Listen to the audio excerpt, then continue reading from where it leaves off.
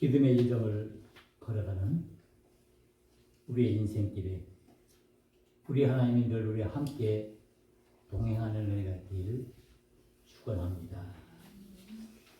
우리는 이 여정의 속에서 우리는 많은 믿음의 질문들을 합니다. 그 질문 중에 하나가 이것입니다. 왜 성경은 우리에게 헌신을 요구하는가? 왜 성경은 우리에게 희생을 요구하는가라는 것입니다. 이 말씀은 우리의 믿음의 핵심이 이 헌신과 희생에 있다는 말이기도 합니다. 과연 왜 하나님께서 우리 믿음의 사람들에게 이 헌신과 희생을 요구할까? 그 이유는 무엇일까요? 그것을 깨달을 때 우리는 정말 하나님을 기쁘시게 할 수 있고 하나님을 영광스럽게 할 수가 있습니다. 이에 대한 대답이 오늘 우리가 함께 묵상하고자 하는 이 요한복음 12장에 잘 기록되어 있습니다. 우리가 이 요한복음 12장을 생각하기 전에 먼저 이 말씀을 우리가 더 잘 이해하기 위해서는 이 앞에 있는 요한복음 11장에 있는 말씀을 우리가 깊이 생각해야 합니다. 이 요한복음 11장에 있는 말씀은 우리가 너무나 잘 아는 말씀인데 나사로와 그리고 마르다 그리고 마리아의 이야기가 기록되어 있습니다. 이 나사로와 마르다 마리아는 자매이고 또 오늘이었습니다. 그런데 오늘 이 요한복음 11장에 있는 말씀을 보면은 이 나사로가 중한 병에 걸려 이제 죽을 상황에 이르렀습니다. 그리고 시간이 얼마 지나지 않아 그 나사로가 죽어서 이제 장사를 하게 되었습니다. 그래서 많은 그 이웃들이 이 마르다와 마리아를 찾아와 위로하고 그들과 함께하는 그런 날이었습니다. 그런데 그때 예수님께서 이 마르다와 마리아 집을 방문했습니다. 그때 마르다가 예수님께 나가 만약 예수님께서 이 자리에 계셨더라면 우리 오빠인 오라버인 이 나사로가 죽지 않았을 것입니다. 너무나 안타까운 마음으로 이 마르다가 예수님에게 묻는 것입니다. 예수님께서는 이 나사로의 죽음을 보고는 너무나 마음이 아팠습니다. 그리고는 이제 마리아를 불러오도록 합니다. 그 마리아가 예수님 앞에 나옵니다. 그때 예수님께서는 이 슬픔에 잠겨 있는 마리아를 보시고 그 예수님의 마음이 너무나 아프고 슬펐습니다. 오빠를 잃어 슬픔에 잠겨 있는 이 마리아를 본 이 예수님의 마음. 오늘 성경 이 요한복음 11장에 보면은 예수님께서 눈물을 흘렸다라고 기록하고 있습니다. 성경에 보면은 예수님께서 우신 장면을 기록하는 곳이 두 곳 있는데 바로 이 나사로의 죽음을 보고 예수님께서 우셨고 또 한 번은 예수님께서 예루살렘에 입성하시면서 그 앞으로 멸망할 그 예루살렘을 바라보면서 눈물을 흘리셨습니다. 예수님께서는 이 나사로의 죽음 앞에서 슬픔에 담겨있는 이 마르다와 마리를 향해서 슬픈 마음으로 그들과 함께하며 그들을 위로해 주려고 하고 있었습니다. 그런데 오늘 이 요한복음 11장에 있는 말씀은 이렇게 죽은 나사로를 보고 슬퍼하는 예수님만 보여준 것이 아니라 바로 이 예수님께서 이 나사로를 살리시는 놀라운 하나님의 기적을 보여주고 있습니다. 그래서 오늘 이 요한복음 11장에 보면은 예수님께서 이 나사로의 무덤 앞에서 그 나사로를 향해서 그 무덤에서 나오라고 외칩니다. 그때 이 나사로는 그 무덤에서 나와 수일이 꼭꼭 쌓이는 채로 나오는 모습을 우리에게 잘 보여주고 있습니다. 바로 이 나사로가 하나님의 능력으로 하나님의 기적으로 다시 살아남을 보여주고 있습니다. 그러면서 예수님께서 오늘 이 말씀을 통해서 주시는 말씀이 있습니다. 나는 부활이요 생명이니. 나는 부활이요 생명이니. 예수님께서 부활되시고 생명되심을 우리에게 잘 보여주고 있습니다. 이때 그 마리아는 이 예수님을 향해서 고백하는 신앙 고백을 우리가 볼 수가 있는데 요한복음 11장 27절에 있는 말씀입니다. 주는 그리스도시요 세상에 오시는 하나님의 아들입니다. 우리가 이 고백을 들을 때 생각나는 또 다른 고백이 있죠. 누구의 고백입니까? 베드로의 고백입니다.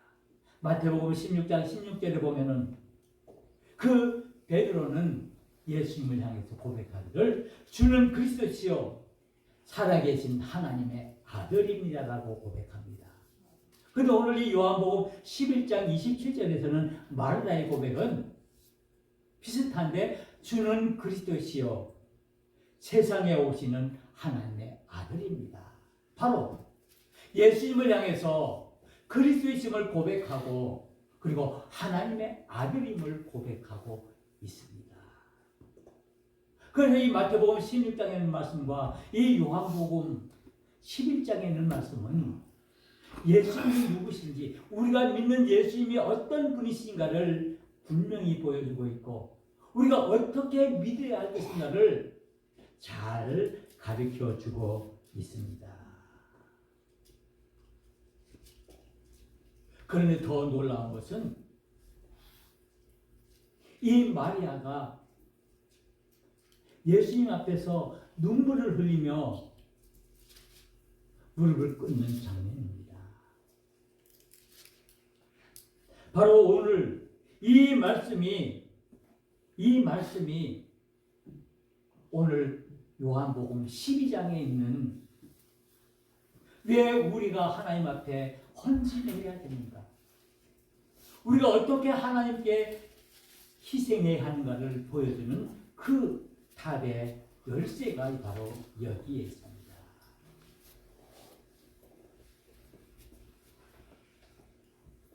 이 마리아는 예수님 앞에서 예수님의 은혜를 예수님의 긍휼하심을 체험한 순간이 바로 이 요한복음 11장에 있는 말씀입니다. 그러면 이제 요한복음 12장에 있는 말씀으로 넘어가겠습니다. 이 요한복음 12장에 있는 말씀은 예수님께서 십자가를 지시기 위해서 골고다로 가시긴 그 길, 예루살렘으로 입성하시기 전 일입니다. 바로 똑같이 예수님께서 나사로를 살렸던 그 베다니에서 일어났던 일입니다. 바로 예수님께서 나사로를 살리신 그 후에 또다시 예수님께서 이 마르다와 마리아가 있는 이 베다니로 찾아오셨습니다. 그래서 오늘 우리가 함께 읽은 요한복음 12장에 있는 말씀 보면은 왜 예수님께서 이 마르다와 마리아를 향해서 오셨는가, 그리고 그들이 어떻게 했는가를 잘 보여주고 있습니다. 1절에 있는 말씀입니다. 6월절 엿새 전에 예수께서 베다니에 이르시니 이곳은 예수께서 죽은 자 가운데서 살리신 나사로가 있는 곳이라. 예수님께서 부활되시고 생명되심을 보여주신 그 놀라운 하나님의 능력을 보여준 그 사건을 말씀하시면서 이제 그것을 다시 상기시키면서 믿음의 사람들이 어떻게 살아야 할 것인가를 말씀해 주고자 하는 것입니다. 오늘 2절에 있는 말씀 보면은 거기서 예수를 위해서 잔치할 때 아마 마르다와 마리아 그리고 나사로가 살아난 것이 너무 기쁘고 그 은혜가 감사하고 너무나 고마워서 이 예수님을 위해서 잔치를 베풀어서 예수님을 대접하려고 했었던 것일 것입니다. 그래서 오늘 보면은 마르다는 일을 하고 나사로는 예수와 함께 앉은 자 중에 있더라. 예수님께 감사를 표현하고자 그 이 나사로와 마르다와 마리아의 모습이 잘 기록되었습니다. 그런데 더 중요한 것은 이제 3절에 나오는 말씀입니다. 마리아는 지극히 비싼 향유 곧 순전한 나드 한 근을 가져다가 예수의 발에 붓고 자기 머리털로 그의 발을 닦으니 향유 냄새가 집에 가득하더라. 바로 오늘 나사로가 그 죽음 가운데서 다시 살아난, 우리 사람으로서는 도무지 이해할 수 없고 도무지 생각할 수 없는 그런 일이 일어난 그 상황 앞에서 이제 이 나사로와 마르다와 마리아의 모습을 우리가 보게 됩니다. 그런데 오늘 우리가 집중하고자 하는 사람은 바로 마리아입니다. 이 마리아는 비싼 향유를 가지고 와서 예수님 앞에 무릎 꿇고 그것을 깨뜨려서 예수님의 발에 붓고 자신의 머리털로 그 예수님의 발을 닦고 있었습니다.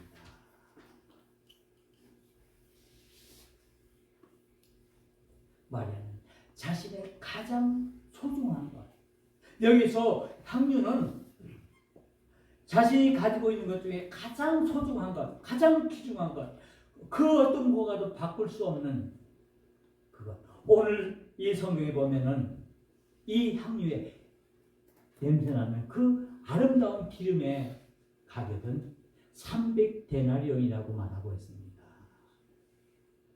보통 이 성경에 나오는 한 데나리온은 노동자의 하루 품삯을 말합니다.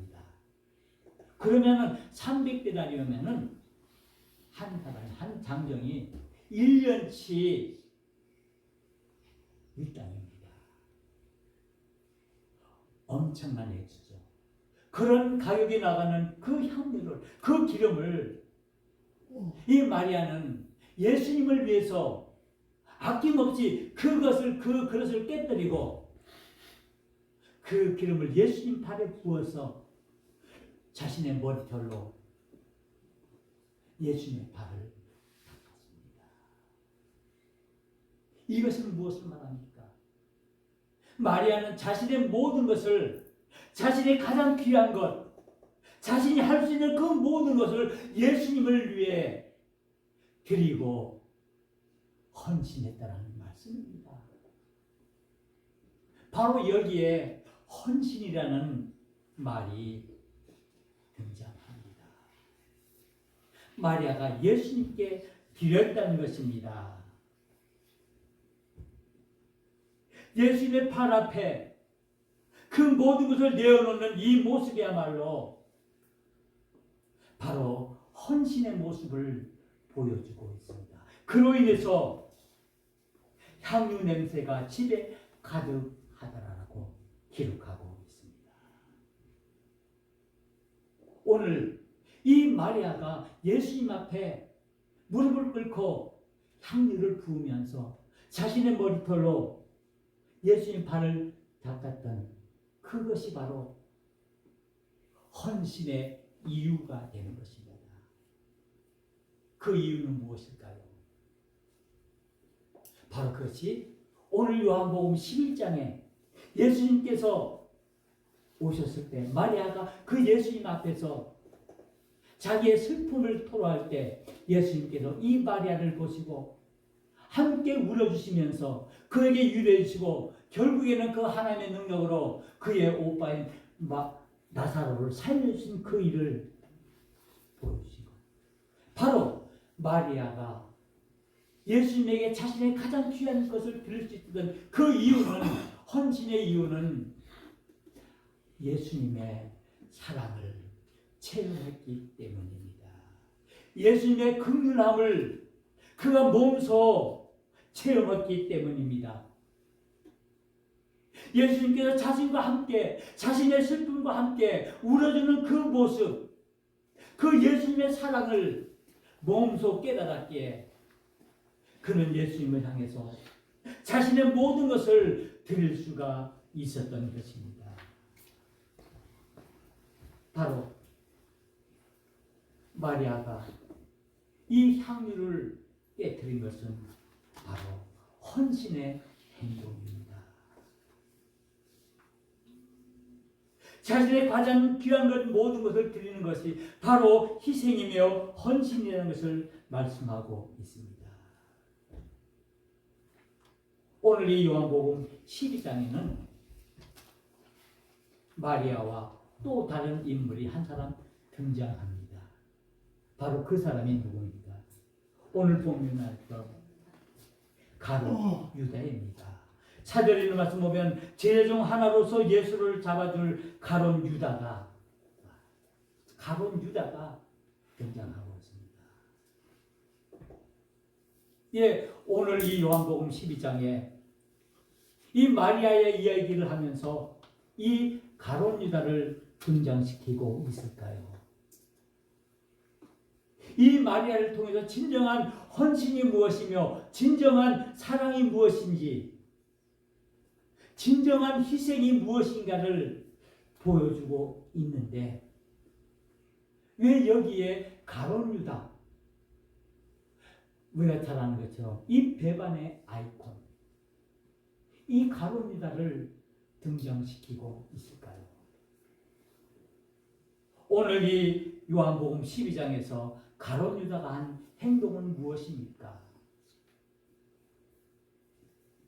그 귀한 향유를 예수님 발에 붓고 자신의 머리로 닦는 그 마리아를 책망하면서 그 기름이 얼만데, 그 향유가 얼만데, 그 아까운 것이 얼만데 이것을 팔아서 가난한 사람들에게 나누면 얼마나 좋을 텐데 그것을 허비하느냐라고 말씀하고 있습니다. 이 가룟 유다의 눈에는 이 마리아의 행동이 그 귀한 향유를 예수님 발 앞에 김문수 장관의 속이 뻥 뚫어주는 따끔함. 뭐라고 이번 탄핵에 말씀하고 대해서 있습니다. 올바르게 판단해 주. 허비하고 있다라고 말씀하고 있습니다. 다른 사람을 위해서 정말 이를 팔아서 그것을 주면 얼마나 좋을 텐데 왜 그것을 낭비하느냐라고 말씀하고 있습니다. 우리는 여기에서 마리아와 그리고 가룟 유다의 마음을 읽을 수가 있습니다. 여기서 진정한 헌신이 무엇인지, 진정한 희생이 무엇인지를 우리에게 보여주고 있습니다. 가룟 유다는 이기적인 소유자였습니다.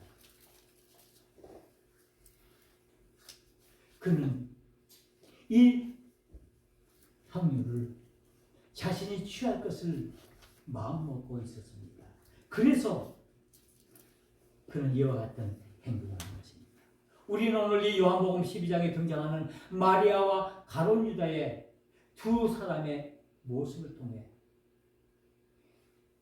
우리의 헌신이, 희생이, 진정한 사랑이 무엇인지를 깨달아야 합니다. 마리아는 자신의 그 귀한 향유를 예수님께 부음으로써 희생을 표현하죠. 그것은 즉 결국에는 하나님의 사랑에 감사하고 그 하나님의 은혜에 보답하는 하나의 응답이라고 할 수가 있습니다.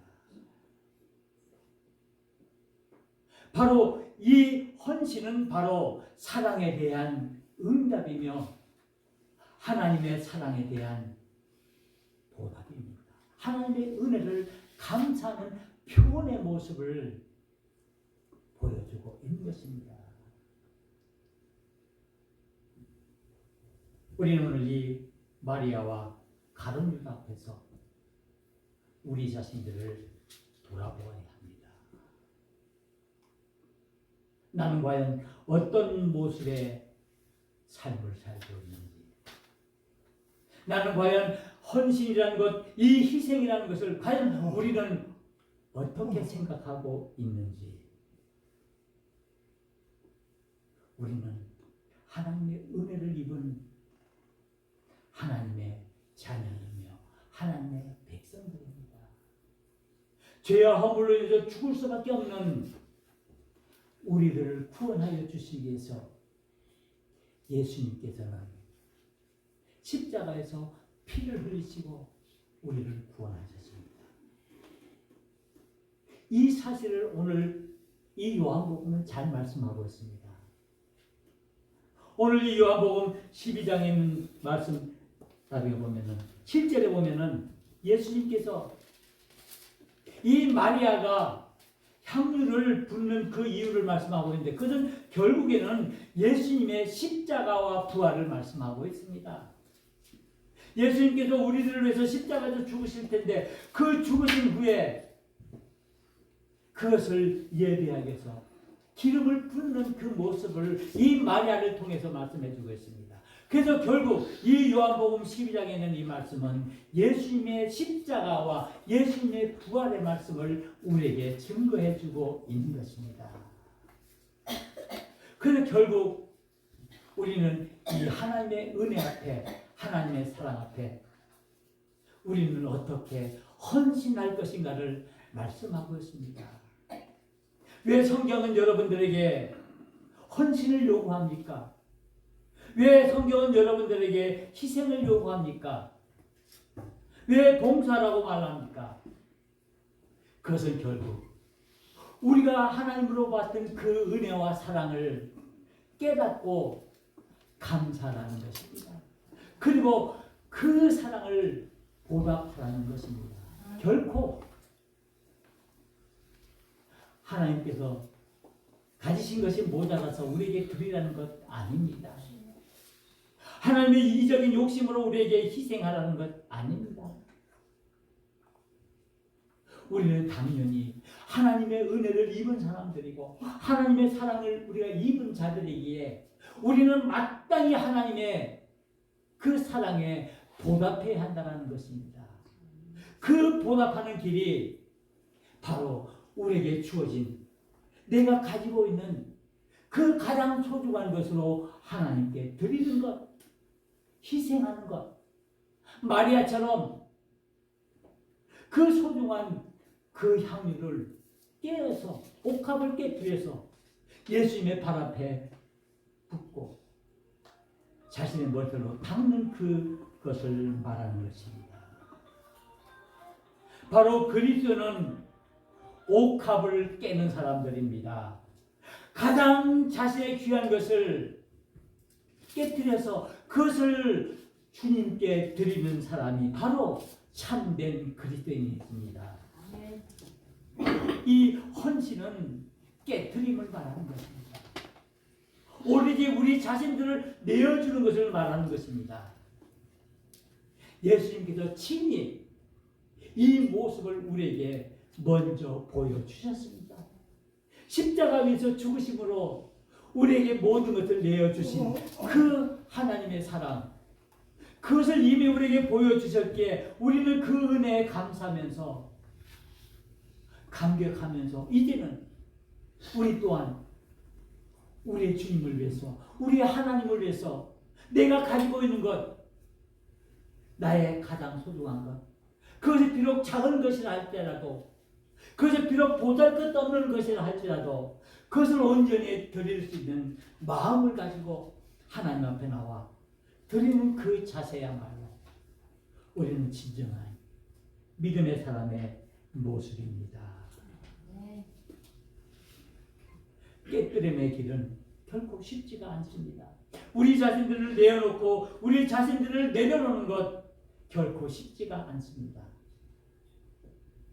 바로 이것이 우리에게 주어진 십자가의 길입니다. 예수님께서 십자가를 지심으로 그 골고다 위에서 십자가에 달려 죽으심으로 말미암아 저와 여러분들을 구원해 준 그 은혜들처럼 이제 우리 또한 이 은혜를 입은 우리들에게 이제 우리 또한 우리 앞에 놓여 있는 고난의 십자가의 길을 걸어야 합니다. 그 고난의 십자가를 통해서 우리는 부활의 영광을 바라볼 수가 있습니다. 아멘.